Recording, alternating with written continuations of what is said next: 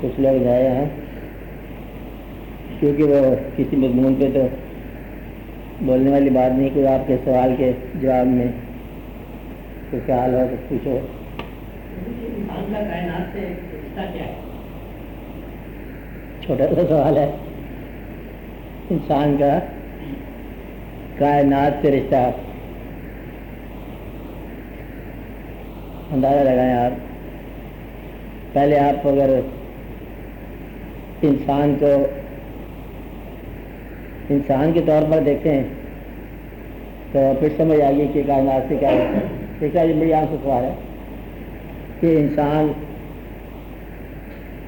فرد واحد کو بھی کہیں گے اور ٹوٹل انسانیت کو بھی انسان کہیں گے کہ زمین پر انسان موجود ہے، کہتے ہیں کب سے موجود ہے، کب تک موجود رہے گا، انسان ہی ہے، لیکن ہم انفرادی طور پر ایک خاص وقت سے موجود ہونے شروع ہوتے ہیں، وقت کے بعد نہیں موجود ہوتے۔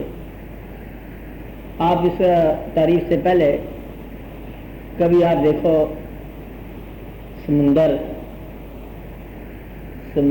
سے اگر ایک دریا نکل جائے تو سمندر میں کہتے ہیں فرق نہیں پڑتا، دریا نکل گیا پورا اور سمندر کو فرق نہیں پڑا، دو دریا سمندر میں آ کے شامل ہو گئے اس کو فرق نہیں پڑا۔ آپ یہ دیکھو کہ نکلنے والا بھی سمندر ہی ہے اور وصول کرنے والا بھی سمندر ہی ہے، اور جس کو فرق نہیں پڑنا وہ بھی سمندر ہی ہے۔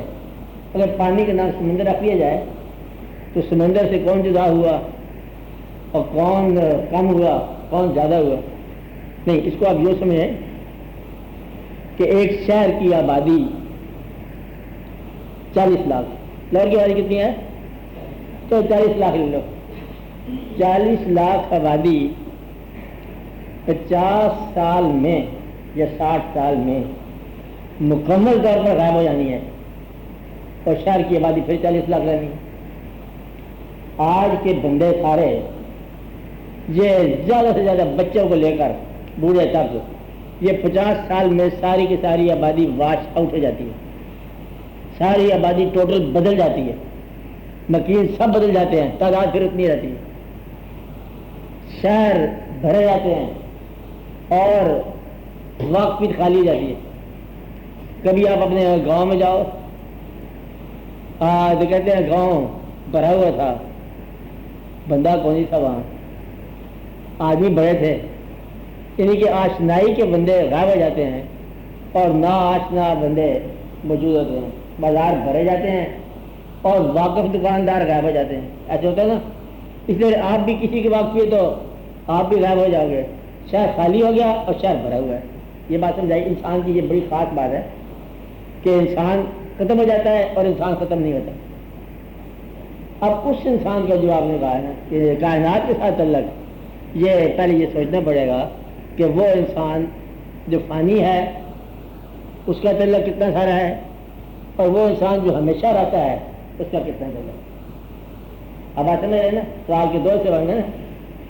اب جو آدمی انفرادی طور پر ہے، آپ یہ اندازہ لگاؤ کہ ایک فرد کی، مسلمان لے لو اس کو، مسلمان کی ساری زندگی، تمام الفاظ، تمام علم، تمام وجود، تمام حسیات، تمام عقل، وجدان، عرفان، سارے کا سارا اسی کائنات سے حاصل ہے۔ کوئی آپ کے ذہن میں ایسا جانور نہیں ہوگا جو کائنات میں موجود نہ ہو، کوئی ایسا پرندہ نہیں ہوگا جو موجود نہ ہو، حتیٰ کہ کچھ ایسے اسماء ہیں جو ابھی موجود نہیں ہوئے آپ کے سامنے اور آپ کا ایمان ہے کہ ہیں۔ کمال کی بات انسان کو یہ ہے مسلمانوں میں کہ ہمیں یقین ہے کہ وہ ہیں اور ان کا وجود ہم پر ثابت نہیں ہے، لیکن وجود کی موجودگی کا ہمیں ایمان ہے۔ فرشتہ ہے، دیکھنے کا بھی موقع نہیں ملا، لیکن ہمارا یہ ایمان کا حصہ ہے کہ فرشتہ ہے، جن ہے، جن غصے کا نام نہیں ہے، جن کل پرزے کا نام نہیں. کچھ کتابوں میں تفسیروں میں لکھا ہوا ہے کہ جن مشین کو بولتے ہیں. جن مشین نہیں ہے، تفسیروں میں لکھا ہوا ہے، صحیح نہیں لکھا. جس نے بھی لکھا بڑے اعلیٰ افلاطونی ہو. جن نہ کل پرزے کا نام ہے، نہ طاقتور کا نام ہے، نہ کسی وجی انسان کا نام ہے. جن الگ مخلوق ہے. جن الگ مخلوق ہے، فرشتہ الگ مخلوق ہے. الگ مخلوق کی کیا ضرورت ہے؟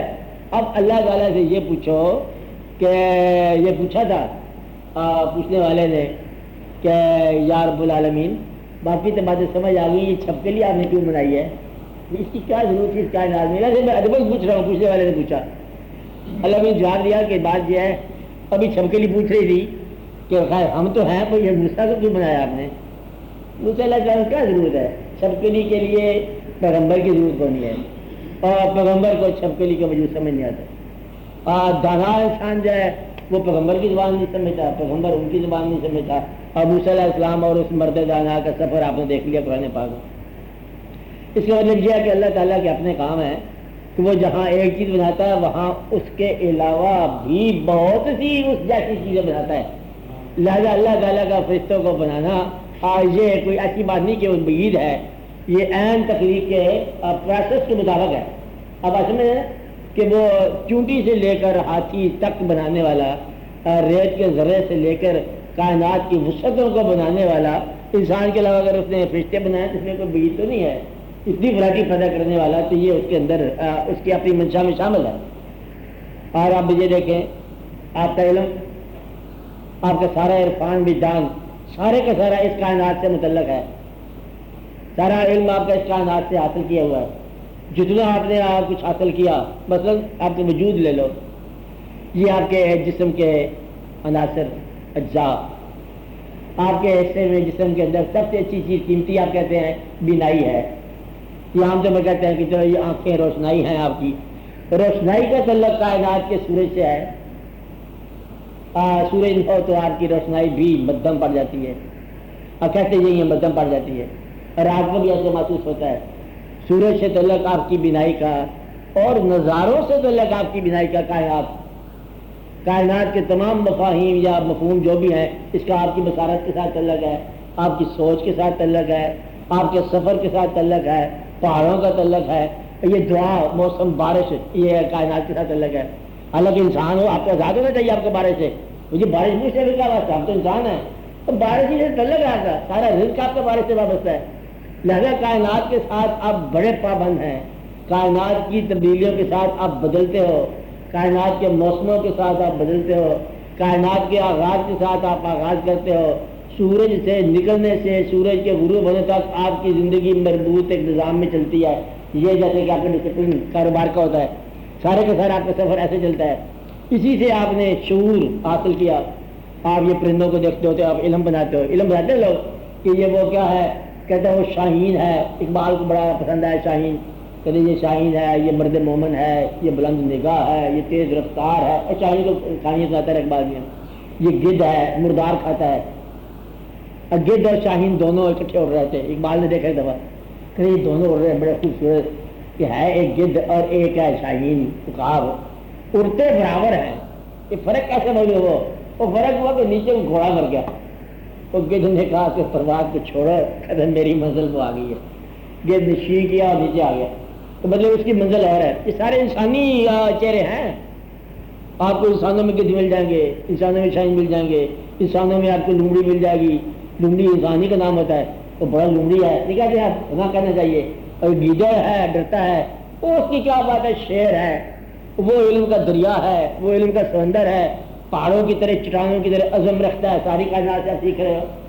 اور نور السماوات، اللہ نور السماوات والارض. اللہ کو اپنی مثال دینے میں کائنات کو استعمال کیا. رب المشرق والمغرب، مشارق والمغارب، یعنی کہ مشرق مغرب کائنات ہے، لیکن وہ رب اسی کا ہے. ارض و سماوات کائنات ہے، سیارے کائنات ہیں، رجوم للشیاطین کائنات ہے. یہ پورے کا پورا شمس و قمر کائنات ہے. سارے کا سارا نظام جو قرآن پاک کائنات، یہ پورے کی پوری کائنات ہے. کائنات کے اندر ہی آپ کا سفر ہے.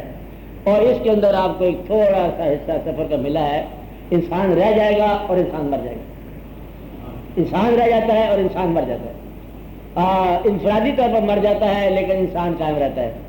کب تک؟ یہ بات کی بات ہے کہ بندے قائم ہیں دنیا میں، مکان آپ کے شاید آباد رہیں، شاید آپ نہ رہو۔ یہ ایک ایسا واقعہ ہے جو اس کائنات کے اندر رہ کر سمجھنا بڑا مشکل ہے کہ کائنات جب تک ہم سمجھتے ہیں ہمارے دم سے ہے، ہمارے لیے ہے، ہماری وجہ سے ہے، اور جب ہم نہیں ہوتے تو کائنات چلتی جاتی ہے۔ کہ میرے بعد کیا ہوگا؟ تو وہی کچھ جو تیرے پہلے ہوتا رہا ہے، تیرے بغیر کائنات چلتی رہی ہے، تیرے بعد بھی چلتی رہے گی۔ تو انسان کا کائنات سے تعلق اتنا ہے جتنا اس کا اپنے آپ سے تعلق ہے، اور جو اس کا اپنے آپ کے ساتھ غم، کچھ کہتے ہیں موسم بدل جائے تو آپ کی کیفیت بدل جاتی ہے۔ کہ یار دیکھا کہ غمگین تھا، آدمی بڑا اداس تھا، اگر بعد کو بادل چھانے آ گیا، کہتے طبیعت خوش ہو گئی، کہتے ابھی ابھی تیرا صدمہ آیا ہے، کہتے صدمہ ایک طرح رہ گیا، بادل دیکھو آ گیا۔ تو بادل بعض کا صدمہ دیتا ہے، بعض کا صدمہ اٹھا لیتا ہے، یعنی کہ موسم جو ہے یہ حقیقت کو بدل دیتا ہے۔ ایکچوئل جو حقائق ہے زندگی کے تعلق، حقائق موسم بدل دیتے ہیں، ایکچوئل موسم بدل دیتا ہے۔ کبھی کبھی جو ہے نا آپ نے دیکھا رات کو جاگنے والے اور ان کی منزلیں اور ہو جاتی ہیں، رات کو عام طور پر جاگنے والے فقراء ہو جاتے ہیں، یعنی کہ وہ عام سماج سے ہٹ کے ہوتے ہیں لوگ، چور ہو یا کتب ہو دونوں ہی رات کو جاگیں گے۔ مطلب یہ کہ ان کا مضمون ہی اور ہو گیا، رائٹر ہوگا۔ اقبال نے کیا لکھا؟ راضی، اور کیا ہے؟ راضی ہو غزالی ہو، رومی ہو، راضی ہو غزالی ہو، ایسے ہے نا کہ کچھ ہاتھ ہے، عطار ہو، پورا شعر بولا کرو نا، عطار ہو، رومی ہو، چار نام لیے اس نے، عطار ہو، رومی ہو، راضی ہو، غزالی ہو، یعنی کہ چاروں طبقے ہیں یہ، عطار ہو، رومی ہو، راضی ہو، غزالی ہو، کچھ ہاتھ نہیں آتا بے آہ سحر گاہی، یعنی کہ وہ رات کو جاگنے والے لوگ۔ اور اللہ تعالیٰ کا بھی ایک جگہ ارشاد ہے کہ یہ کیسے ہو سکتا ہے کہ سونے والا اور جاگنے والا برابر ہو جائے؟ یہ کیسے ہو سکتا ہے کہ چلنے والا اور ٹھہرنے والا برابر ہو جائے؟ ناممکن۔ تو آپ کا سارا سفر، سارا آپ کا عرفان، سارا آپ کا باطن، سارا ظاہر اس کائنات سے متعلق ہے۔ تو کائنات کے اندر، اور کچھ لوگ تو یہ کہتے ہیں اس کائنات کی کتاب میں آپ کہیں نہ کہیں ایک نقطہ ہو، کہیں نہ کہیں ایک زیر ہو، کہیں نہ کہیں زبر ہو، اس کائنات کی کتاب میں تمہارا بھی نام آیا، تھوڑی دیر کے لیے آیا، چلو آیا چلا گیا۔ کچھ نام ایسے ہوتے ہیں جو صدیوں پر قائم رہتے ہیں۔ ان ناموں کا کبھی حساب دیکھو نا، اس کائنات میں نام ہی ایسے ہیں کہ وہ ہمیشہ کے لیے امر ہو گئے، ہمیشہ کے لیے زندہ ہو گئے۔ آپ دیکھو باقی صفات تو بات کی ہے نا، اور نام ہے سرکار کا، جو نام حضور پاک صلی اللہ علیہ وسلم کا آپ کا نام ہے، اور آنے والی نسلوں تک وہ ایمان کا حصہ ہے، ایمان ہے بلکہ نام، ایک نام، باقی یہ انسانوں کے لیے ایمان ہو جائے تو یہ نام کا کتنا بڑا فرق ہے۔ اسی کائنات میں واقع ہو رہا ہے، اسی کائنات میں یہ سارے نظام چل رہے ہیں، آسمانوں سے واقعات ہو رہے ہیں، آسمان اور زمین کے رشتے جو ہیں نا یہ سارے کے سارے اس کائنات میں ہیں، پورا کا پورا سیار خان کا علم پورا کائنات میں ہے۔ اس لیے انسان کو یہ دیکھنا ہے کہ اس کا تعلق کائنات سے کیا ہے، اس کا تعلق بہت ہی بڑا تعلق ہے۔ اسی کائنات کے اندر اس نے آپ پھیل جاؤ تو یہ کائنات سمٹ جاتی ہے، آپ سمٹ جاؤ تو کائنات پھیل جاتی ہے۔ کبھی دل تنگ ہو رہا ہے، یہ آسمان کے اندر گھبرا گیا، تو غالب کہتا ہے کہ ہم تو ایسے ہیں کہ جیسے اب گھبرائے ہوئے، یہ کیا تنگ ہم ستم زد گاں کا جہان ہے۔ اقبال ایسے کہتا ہے نا، آپ نے دیکھا اقبال کو، یہ غالب ہے۔ کیا تنگ، آپ کو یاد نہیں شعر، کیا تنگ ہم ستم زد گاں کا جہان ہے، جس میں کہ ایک بیضہ مور آسمان ہے۔ کہتے ہم لوگ اتنے تنگ ہو گئے کہ اب ہمیں چونٹی کا انڈا بھی آسمان کے برابر نظر آتا ہے، ہماری کوئی جہان تو نہیں ہے نا، وہ تنگ آ گیا۔ اس کا مطلب یہ ہے کہ اس کائنات کے اندر تنگی آئے گی، اب کشادگی آئے گی، واقعات آئیں گے، تو اس کائنات کے ساتھ انسان کا ریلیشن قائم رہتا ہے۔ اس میں ایمان کا ریلیشن بھی ہے، اس میں گمراہی کا ریلیشن بھی ہے۔ آپ اس کا مختصر خلاصہ سن لو کہ یہ کائنات، پوری کی پوری کائنات، یہ کائنات حقیقت کو کبھی پانے نہیں دے گی، حجاب حقیقت ہے۔ کائنات میں جو کھو گیا وہ حقیقت تک نہیں پہنچا۔ ایک بیان ہے، یہ کیا بیان ہے؟ اس کائنات میں حقیقت کا ملنا مشکل ہے، ایک بیان یہ ہے، پورا بیان ہے۔ اس کے پیچھے وضاحتیں ہیں، کہتے ہیں یہاں دیکھو سچ نہیں ملتا، شہر میں صحیح بولنے والا نہیں ملتا، اور کوئی انسان نہیں ملتا،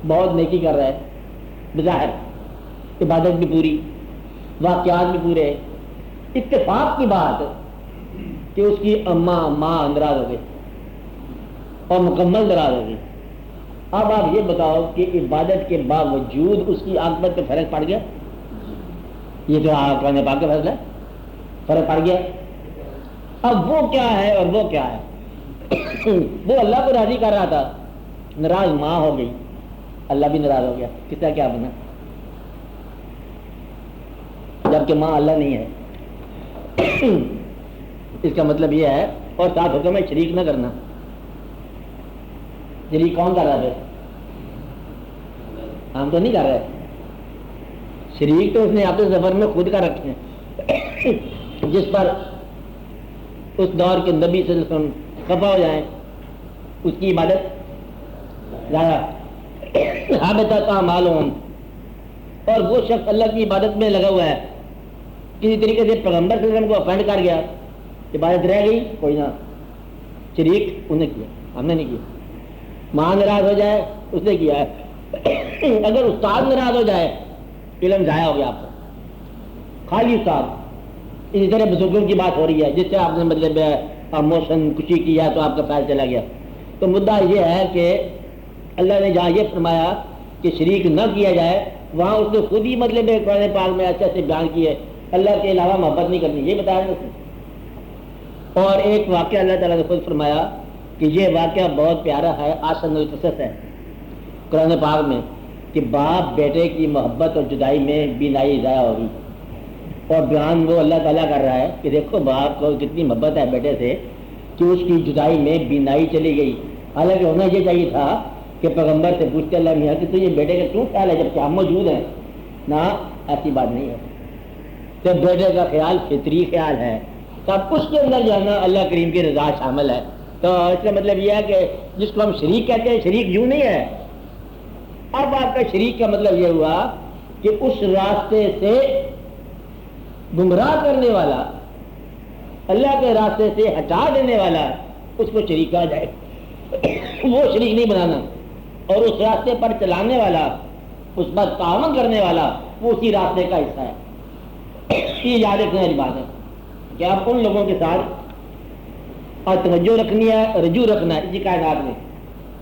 اس کا فیصلہ اللہ کریم نے ایک اور جگہ کہا کہ دعا کا طریقہ بتایا کہ اللہ انسان سے کہا کہ دعا مانگو، ہمیں راہ دکھا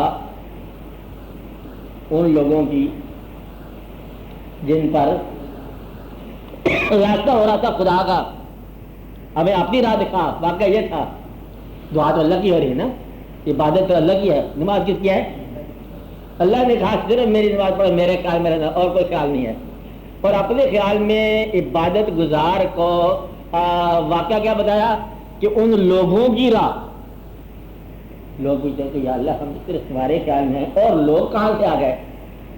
اب اس کے سفر میں ان لوگوں کا راستہ شامل ہے جو اس راستے پہ چلے، ان لوگوں کی یاد شامل ہے جن کو وہ راستہ ملا ہے۔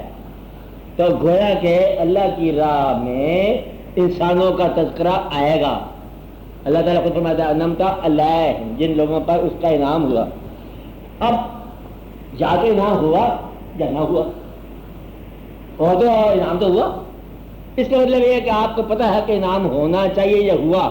اب آپ بتاؤ اگر تو ہوا، آج تک آپ کے علم میں ہونے چاہیے، بولو اگر آپ کے علم میں ہونے چاہیے اور علم میں ہیں کہ کچھ لوگوں پر انعام ہوا، تو ان لوگوں کی یاد عبادت میں شامل ہو جائے گی اگر ہے تو۔ اور اگر آج تک نہیں ہوا تو تم پر کیا انعام ہونا ہے؟ بس پورا ہو گیا کاروبار۔ اس کا مطلب یہ ہے کہ جن پر انعام ہوا اور ان لوگوں کی یاد جو ہے اور وہ انعام کا حصہ ہے۔ مقصد یہ ہے کہ یہ وہ مقام ہے جہاں اس کا انعام گزرا، تو اس لیے ان لوگوں کی یاد جو ہے یہ اس راستے میں شامل کر دی گئی۔ اس میں ایک اور پوائنٹ نکلتا ہے، جس پر اللہ کا انعام ہوا، نام لینے کی ضرورت کو نہیں، جس پر اللہ کا انعام ہوا اس کی بخشش کا مرحلہ آگے جا کے طے ہوگا کہ ادھر طے ہو گیا، مک گیا ادھر ہی، فیصلہ ہونا ہے ابھی اناؤنس۔ اور فیصلہ پہلے معلوم ہو گیا۔ یہ ذرا غور کرو، بات کیا ہے؟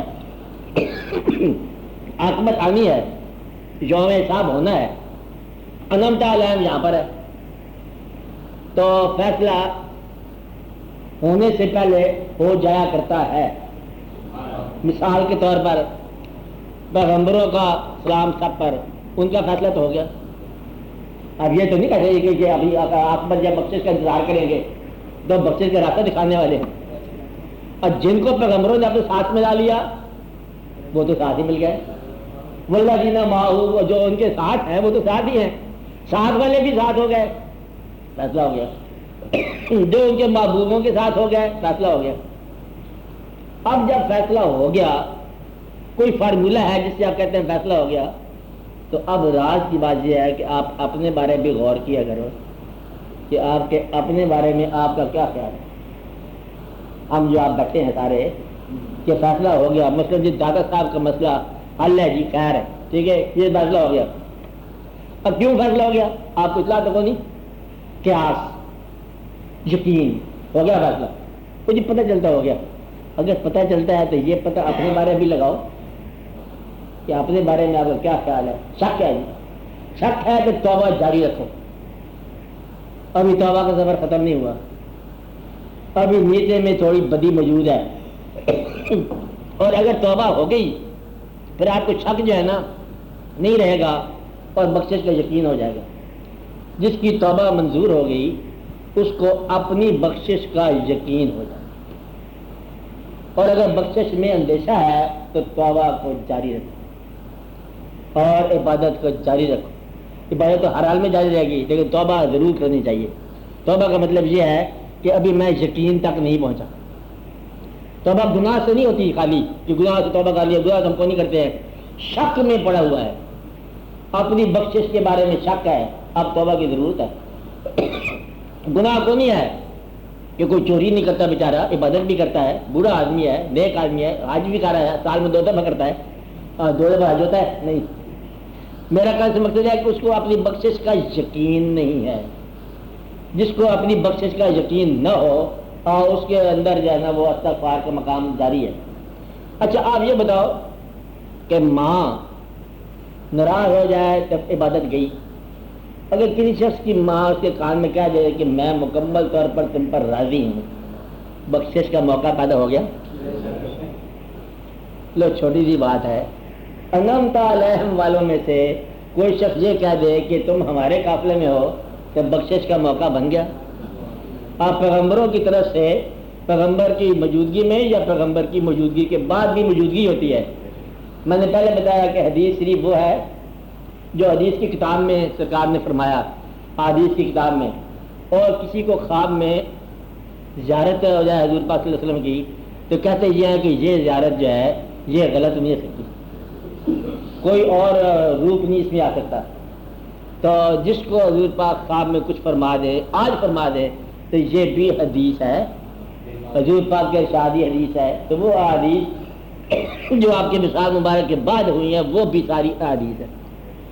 اس کا مطلب یہ ہوا کہ بخشش کے امکانات ہر وقت موجود ہیں، اور یہ قافلہ جو کائنات کا چلتا رہے گا، انسان نے آنا ہے، ٹھہرنا ہے، تھوڑا عرصہ مل جل جائے گا کائنات کے باقی انسانوں سے، پھر وہ اپنی عاقبت اور بخشش کے بارے میں غور کرے گا اور ان لوگوں کی طرف رجوع کرے گا جن پر انعام ہوا، اور ان میں سے اپنی بخشش کا راستہ لیتا ہوا اس کائنات سے رخصت ہو جائے گا۔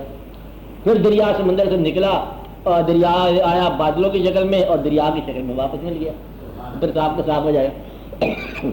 اس لیے اس کائنات میں انسان کا یہ غور کرنا چاہیے کہ اللہ کی طرف سے آپ آ رہے ہو، اسی کی طرف جا رہے ہو، اور آپ کو جو ہے اس دنیا کے اندر گناہ سے تعارف ہو جاتا ہے اتفاق کی بات، غلطی سے تعارف ہو جاتا ہے اتفاق کی بات، اور غفلت سے تعارف ہو جاتا ہے اتفاق کی بات۔ بس غفلت کو آپ نے بیداری میں بدلنا ہے، آپ گناہ کو نیکی میں بدلنا ہے، اور آپ اپنا ان راستے پہ سنگت کو درست کرنا ہے۔ یہ بڑی ضروری بات ہے، سنگت کو درست کرنا ہے، کیونکہ غلط سنگت جو ہے یہ غلط تاثیر دے گی اور صحیح سنگت صحیح تاثیر دے گی۔ گناہ گاروں کے دنیا میں اگر انٹرویو کرو تو وہ کہتے ہیں میں گناہ گار مزاجن نہیں تھا، یہ میری سنگت نے مجھے گناہ دیا۔ سنگتوں کا انتخاب بڑی احتیاط سے کیا جاتا ہے، بعض اوقات انسان اچھے آدمی کا ساتھ جو ہے نا، خالی ساتھ، وہ آپ کو اچھائی دے دے گا.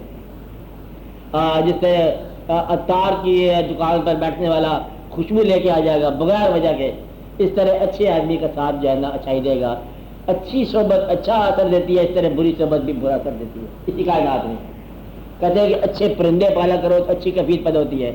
پرندے بھی بعض اوقات غیر اچھے ہوتے ہیں، ان کی تاثیر بری ہوتی ہے، خالی اسے طبیعت میں انقباض ساری ہو جاتا ہے. مگر آپ یہ دیکھو گے کہ کچھ ایسی چیزیں ہیں جن کو قریب رکھنے سے جانور ہے، بیچارے کو کتا یہ ناپاک رہا، اس کو بدلے میں مسجد میں جان نہیں دیتے. اب یہ نہیں ہے کہ باقی کو جانور جو ہے وہ باوضو رہتے ہیں، میرے مطلب اس کا جو ہے نا وجود جو ہے نا وہ نجس قرار دے دیجیے. اس طرح وہ جانور جو ہے جسے آپ کہیں گے سور، اس کا ناپاک ہی ناپاک رہے گا، اس کو کھانے کا حکم بند ہو گیا. مقصد یہ ہے کہ حرام ہو گیا. تو یہ لامہ خنزیر جسے کہتے ہیں یہ بند ہو گیا. اب یہ ایک واقعہ ہو گیا. یہ اللہ تعالیٰ کے سارے کام ہیں. یہی اس نے بندش لگا دی ہے، یہی حلال رکھ دیا، یہی حرام رکھ دیا. اسی کے اندر آپ نے چلنا ہے، اسی کے اندر نیکی آ گئی، اسی کے اندر بدی آ گئی. یہیں سے آپ کو آسمان سے رغبتیں ہوں گی، یہی سارے سفر ہو جائیں گے. آپ نے دریافت کرنا ہے اپنے آپ کو اور اپنی زندگی کو اور اپنی منزل کو. کائنات کا بڑا اثر ہے، مرنے کے بعد بھی اثر ہے، مرنے سے پہلے بھی اثر ہے، زندگی میں بھی اثر ہے.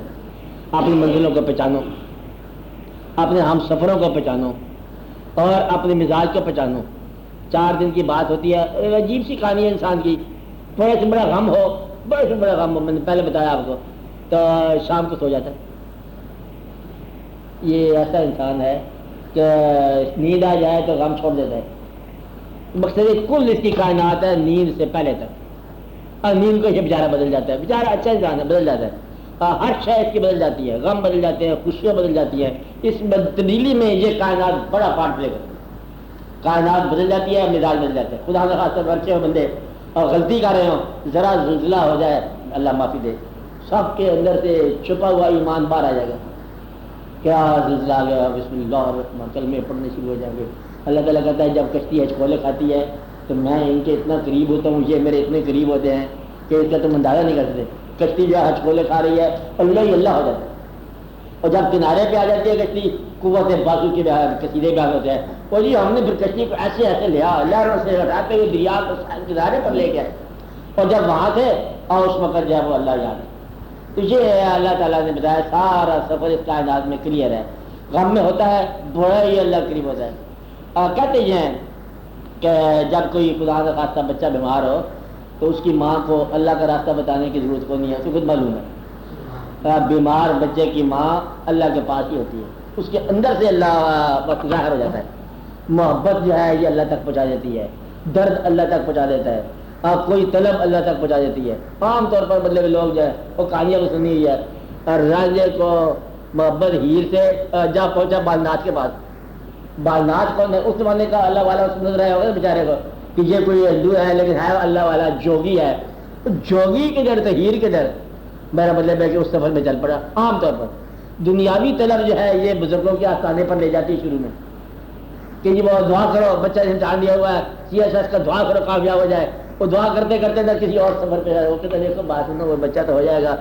پھر کیا ہو جائے گا؟ کہتے پھر بہت اچھی بات ہو جائے گی. پھر کیا ہو جائے گا؟ کہتے وہ زندگی بن جائے گی. پھر کیا ہوگا؟ کہتے پھر تو زندگی ختم ہو جائے گی.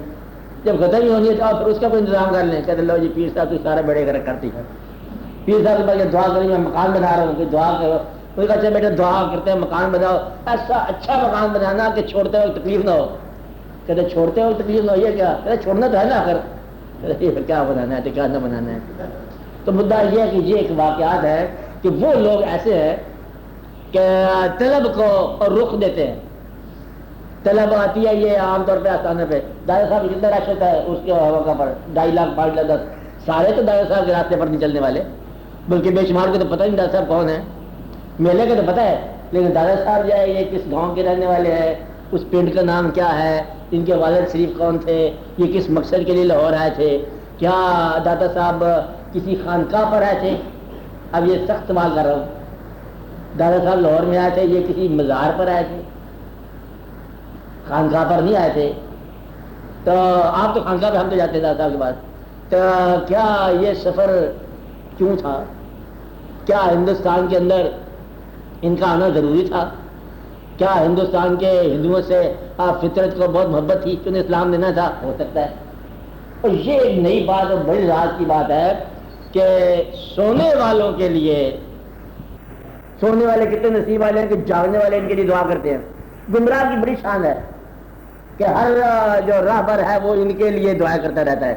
یہ بڑی بات ہے، انسان کی مجموعی بات ہو رہی ہے کہ فطرت میں یہ ہے. تو ہم کی کیا دعا ہے کہ یا اللہ ان کو عقل دے. اور وہ بستی جہاں آپ حضور تشریف لے گئے، وادی سے گزرے، طائف کی وادی واقعہ، اور پھر ایک واقعہ ہوا نا. اب وہاں واقعہ یہ تھا کہ اس طرح کہ اگر آپ چاہو تو اس بستی کو ہم مثال سے جانتے. آپ نے کہا کہ آپ ان کو معافی کرو، یہ نہیں تو ان کی اولادیں مسلمان ہوں گی. اور واقعہ ہوا تاریخ میں کہ ان کی اولادیں مسلمان ہوئی. تو گویا کہ ظالم کے لیے بھی پیغمبر رحمت ہوتے ہیں، ظالم کے لیے بھی رحمت ہوتے ہیں، اور نہ ماننے والوں کے لیے بھی رحمت ہوتے ہیں. جب فتح مکہ ہوئی، دوبارہ واقعہ ہوا، واپس آئے تو آپ نے پوچھا، سارے رشتے دار تھے، پرانے تھے، پوچھا کہ آج تمہارے ساتھ کیا سلوک کا ہوگا، تمہیں معلوم ہے؟ کہ ہمیں تو معلوم نہیں ہے، ہم تو آپ کے تابعدار ہی ہیں، آپ جو مرضی فیصلہ کرو. آپ نے فرمایا آج آپ کے ساتھ وہی سلوک ہوگا جو ہمارے قدیم بھائی یوسف علیہ السلام نے بھائیوں کے ساتھ کیا. لا تثریب علیکم اليوم، آج کے دن تم پر کوئی تعذیر نہیں ہے، کوئی سزا نہیں ہے، معافی ہوگی. تو معافی جو ہے نا یہ پیغمبروں کا کام ہے. تو ان لوگوں کو اللہ تعالیٰ جو ہے بڑا غافلوں کے لیے بڑی کیا کام ہوا کائنات میں. یہ کائنات بڑا عجیب کائنات ہے. غافلوں کو پیغمبر دیے گئے، عطا کیے گئے، غافلوں کو دانا عطا کیے گئے، سونے والوں کو جاگنے والے عطا کیے گئے، اور کافروں کے لیے مومن بنائے گئے کہ ان کو راستہ دکھاؤ. تو اصل میں تو کہانی ان لوگوں کی ہے جن کے پاس کہانی نہیں ہے. اصل واقعہ ہونے ہے وہ آدمی مسلمان جو گمراہ کو برا سمجھتا ہے، تو سمجھا کہ اس کا اسلام کمزور ہے. گمراہ ہی کے لیے تجھے راہ بتایا، تمہیں راہ کیوں بتایا گیا کہ اس گمراہ کو راستے پر لگاؤ. گمراہ کو تم اگر برا سمجھو تو تمہیں راستے کی خبر نہیں ہے، کیونکہ یہ راستہ اسلام کا اور گمراہ کو راستے پر لگانے کے لیے ہوتا ہے. یہ فخر کرنے کے لیے نہیں ہوتا کہ آپ لوگوں کو غرور لگا دے، کوئی بائی لگا دیا جائے کہ خادم المسلمین میں ہوں، مطلب کوئی روب لگائے، کوئی جہاں چانس کر رہا ہے. نہ، ایسی بات نہیں ہے، یہ اس کی خدمت کے لیے. اب آپ آگے سوال کرو. آپ ہاں آخری لوگ، آپ دیر سے آنے والے، سوال کا موقع ہے. ہاں جی بولے بولے بولے. آواز کے ساتھ سوال بھر ملا ہونا چاہیے. ہاں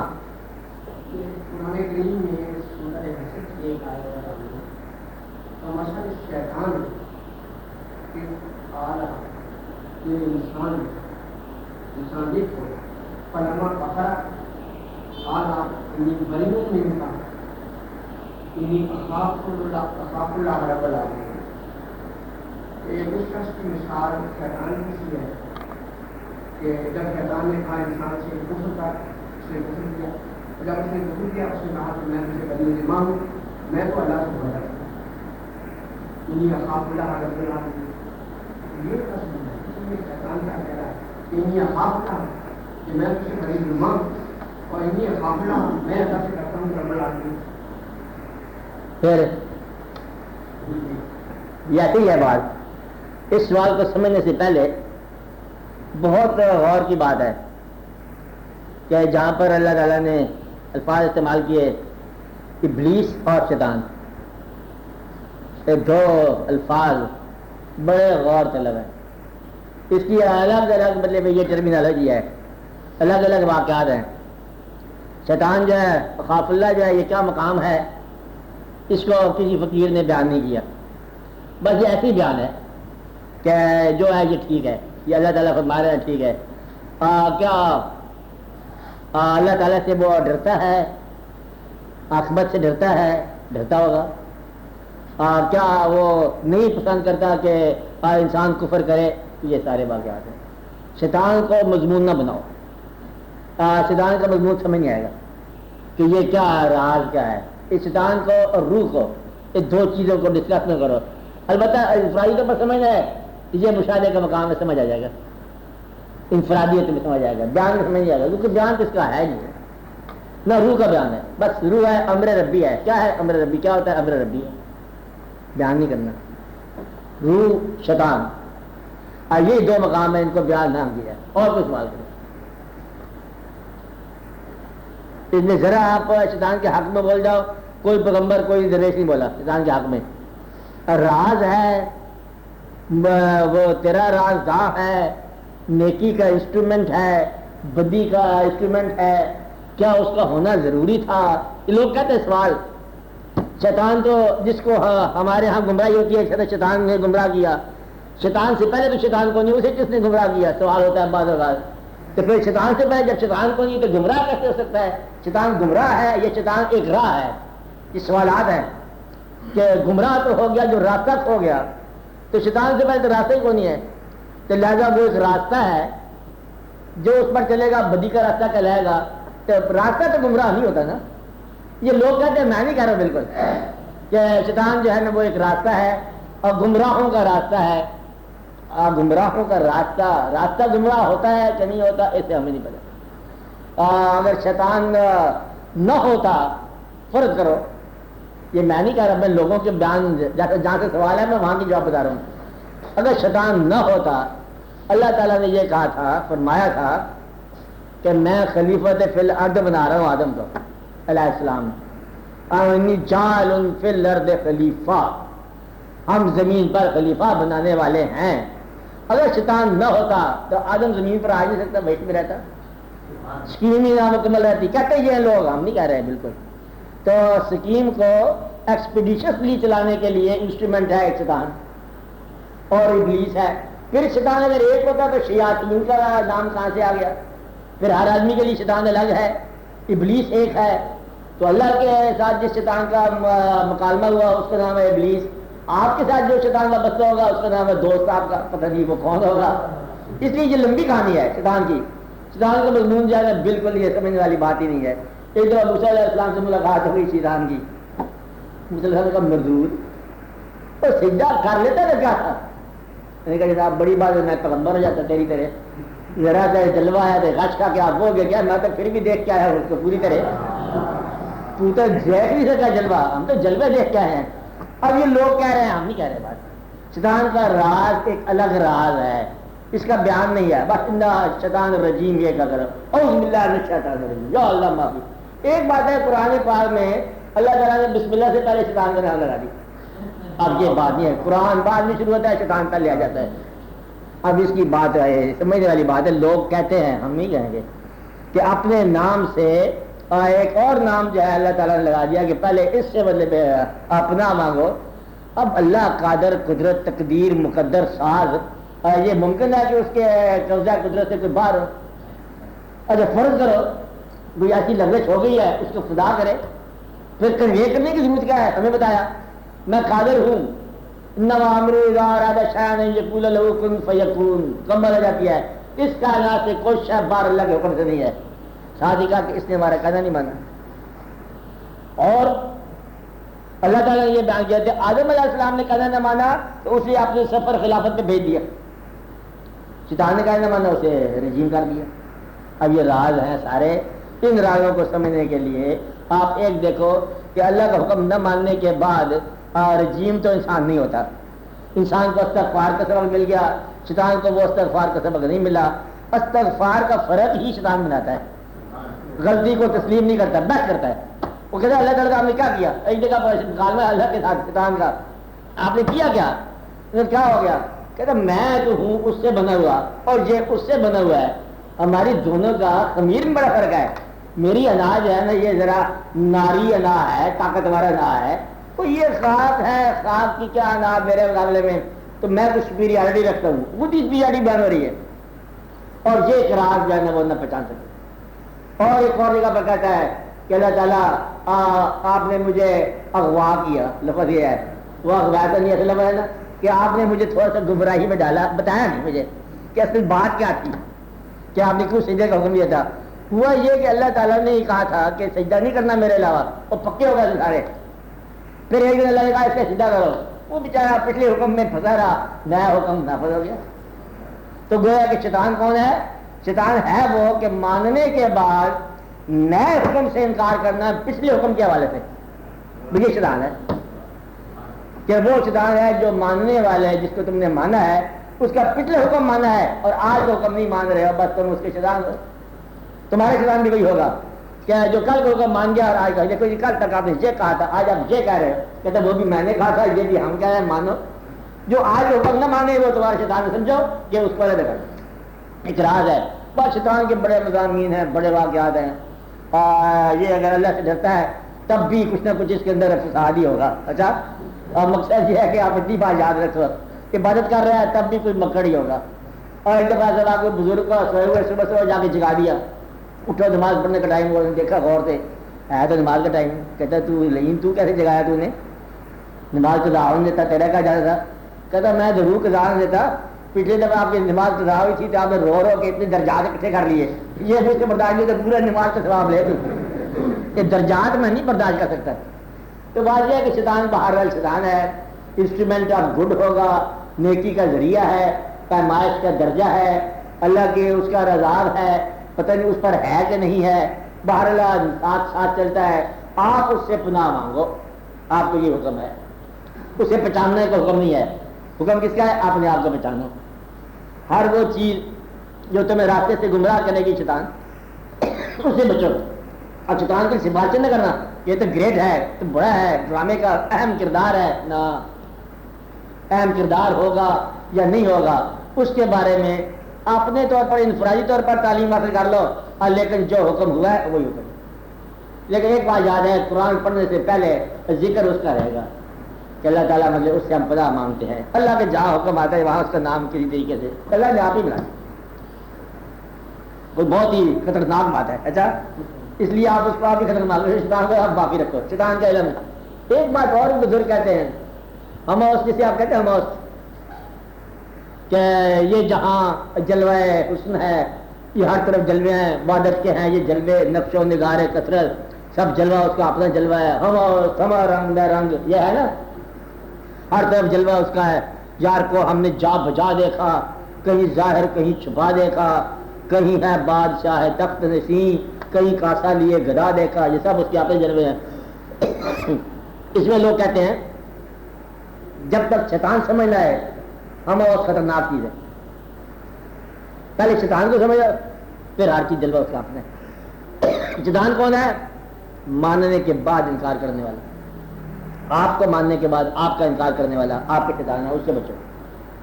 ہاں، اور سوال کرو، شیطان کے بارے سوال نہیں کرنا، اس کا جواب نہیں ہے.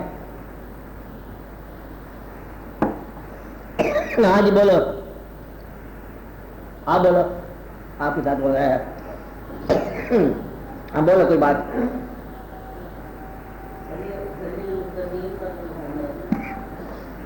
کیا کہہ رہے آدمی ہیں؟ آواز نہیں آئی. یاد بتاؤ. ہاں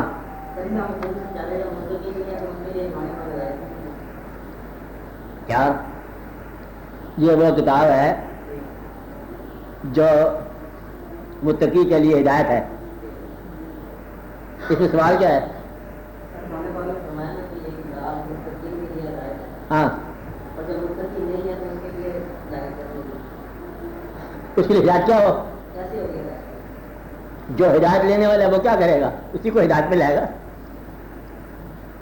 ہدایت یافتہ جو ہوں گے وہ کام ہدایت یافتہ کو ہدایت کے راستے پر لائیں گے. کتاب سے تو ہدایت نہیں ملے گی جب تک وہ آپ متقی نہیں ہو. ہدایت والے کو جس کو متقی ہو گیا، متقی کی تعریف اللہ تعالیٰ نے آگے فرمائی، کیا اللہ جو لگایا بھائی کی مسئلہ ساری بات کہ وہ جو ہے اس کے لیے ہدایت ہے. اچھا، ہدایت قرآن پاک سے لینے کا بہت آسان طریقہ، پورا متقی بھی ہو جاتا ہے انسان، کہ اللہ تعالیٰ کی باتیں جو بظاہر دو باتیں لگیں گی متضاد، دونوں کو بجک وقت سچا دل سے ماننا، راستہ مل جائے گا. بالکل دل سے مانو، کہتا ہم ہیں عزت دینے والے، سبحان اللہ، پھر آئے گا ہم ذلت دینے والے ہیں، ماشاء اللہ، سچ ہے، دونوں بات سچ ہے.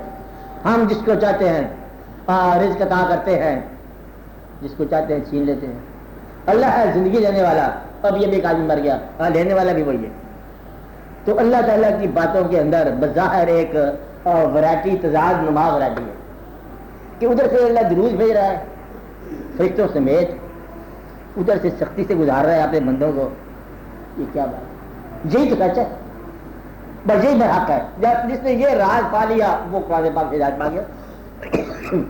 ورنہ یہ صاف لکھا ہوا ہے جدلو بھی کثیرہ یادی بھی کثیرہ و جدلو بھی کثیرہ. ایسی بات ہے نا, مطلب کئی لوگوں کو گمراہ ہو جاتا ہے اس سے کہ یہ اللہ کیسے کر سکتا ہے اور اللہ تعالیٰ نے کس طرح کرنا ہے یہ واقعہ. تو اب اللہ تعالیٰ درود بھیجتا ہے. اب یہ سماج بڑا لوگوں کو پریشان ہوا ہے. ایک آدمی پر ہمیشہ کے درود بھیجنا تھا, باقی پیغمبروں پر اللہ is too busy with one prophet. انگریز سارے پریشان ہو گئے کہ اللہ ایک پیغمبر پہ اتنا مصروف ہو گیا کہ باقی کائنات تو ایک ہی حوالہ. اب اگر آپ اس بات کو سمجھ گیا کہ جو اللہ نے کہا ٹھیک ہی ہے, ایسے ہی ہے, کب سے درود بھیج رہا ہے یہ بھی راز ہے, ہمیشہ سے بھیج رہا ہے. کب تک بھیج رہا ہے, ہمیشہ تک بھیج رہا ہے. جب سے بھیج رہا ہے تب سے پیغمبر ہے, جب تک بھیجا جائے گا تب تک پیغمبر ہے.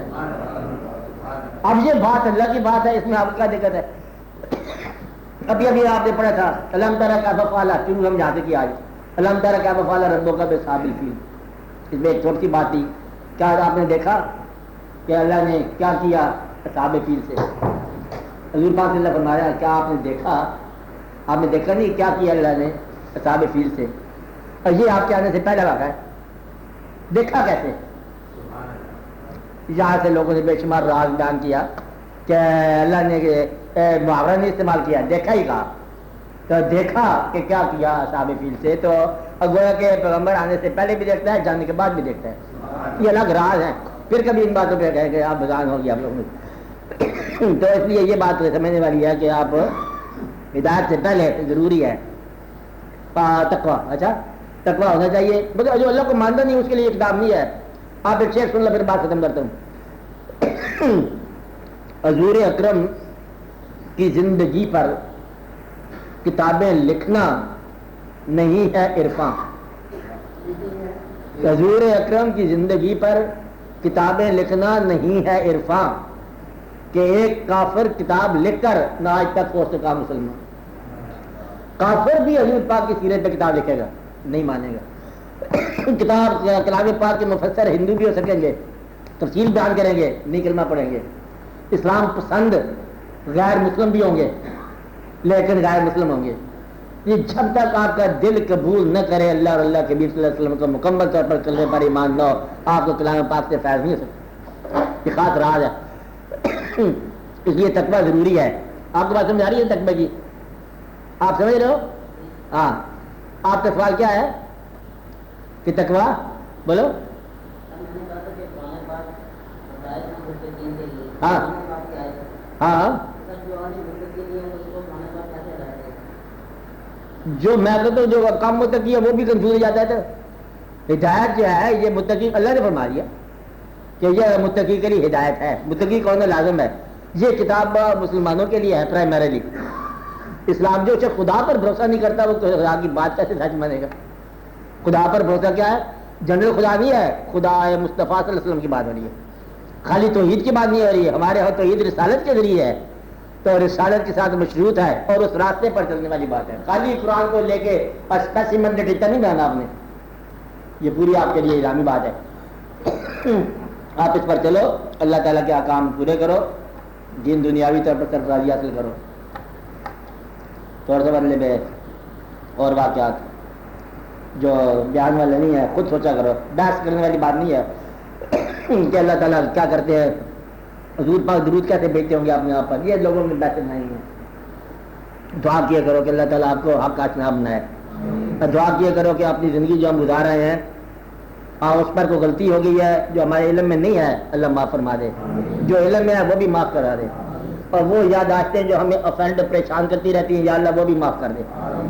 اور وہ غلطیاں یا کوتاہیاں جو ہم سے ہو گئی ہیں کچھ لوگوں کے حقوق نہ وقت پر ادا کرنے میں, یا اللہ اس کی بھی معافی دے. اور کچھ لوگوں کو ہم ذرا توجہ کرتے تو خوش ہو جاتے بیچارے, وہ لوگ چلے گئے, کاش ہم ان کو اور اچھا کر سکتے. اللہ تعالیٰ مہربانی فرمائے کہ آپ کے ہاتھوں سے کسی کو تکلیف نہ پہنچے. یہ دعا کیا کرو, یا اللہ ہمارے ہاتھوں سے کسی کو تکلیف نہ پہنچائے, ہماری زبان سے کسی کو تکلیف نہ پہنچے. تو باقی دعا کرو. صلی اللہ تعالیٰ علیہ